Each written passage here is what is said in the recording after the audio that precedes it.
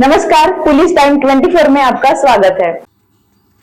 अशोकराव टावहरे ने माननीय उच्च न्यायालय में पुलिस प्रताड़ना से तंग आकर याचिका दाखिल की थी, जिस पर संबंधित उच्च न्यायालय ने भाजपा युवा मोर्चा अध्यक्ष अशोकराव टावहरे मामले में पुणे पुलिस अधीक्षक जांच अधिकारी को प्रतिज्ञा पत्र दाखिल करने का आदेश दिया है।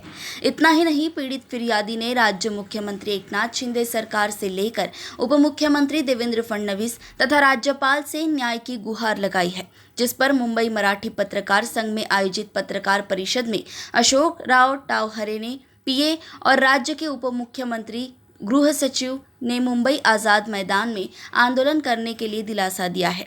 वहीं पीड़ित ने कहा कि अगर मुझे न्याय नहीं मिला तो मंत्रालय के सामने आत्मदाह परिवार के साथ करूंगा। होता कारण मी अधिकाऱ्यांविरोधात दावे दाखल केले होते आणि मी नेहमी दारू आणि अवैध धंद्याविरोधात लढणारा कार्यकर्ता आहे। आमच्या भागामध्ये गेली 10 महिने पोलीस चौकीसाठी कंटेनर व्यवहारच आहे आणि त्या ठिकाणी जागा आणि कंटेनरची बाकी सर्व देखभाल किंवा दुरुस्तीसाठी आम्ही ग्रामस्थांनी खर्च केला होता, परंतु अवैध धंद्यांना संरक्षण देण्यासाठी ती चौकी चालू केली जात नाही।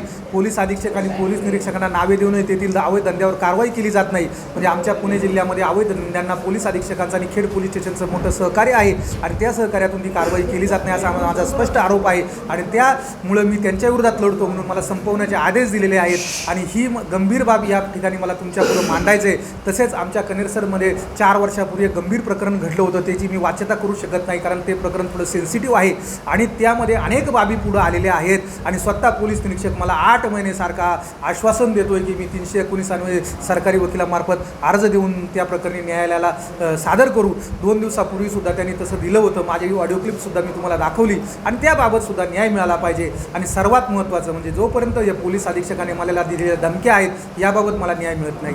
तसेच त्यांनी केलेली जी प्रतिज्ञापत्रे चुकीची असतील किंवा त्याची चौकशी केली जावी आणि एवढंच नाही तर आज तुम्ही एखादा न्यायालयात गेला म्हणून त्याला धमक्या देऊ शकत नाही आणि पोलीस चौकी तुम्ही सुरू करत नाही आणि अवैध धंद्यांना संरक्षण देता याचा देवेंद्र फडणवीस साहेबांना माझा या ठिकाणी सवाल आहे की एका भाजपच्या कार्यकर्त्यांना 25 वर्ष निष्ठावान काम केलेल्या भाजपच्या कार्यकर्त्याला या ठिकाणी आंदोलन करावं जातं। तर याबाबत जोपर्यंत न्याय मिळत नाही तोपर्यंत प्राथमिक भूमिका माझी अशी आहे की आम्ही आझाद मैदानातलं आंदोलन सोडणार नाही, परंतु जर आझाद मैदानातलं आंदोलन करूनही जर आम्हाला न्याय मिळाला नाही तर आम्ही मंत्रालयासमोर मी कुटुंबासह सामूहिक आत्मदहन करीन।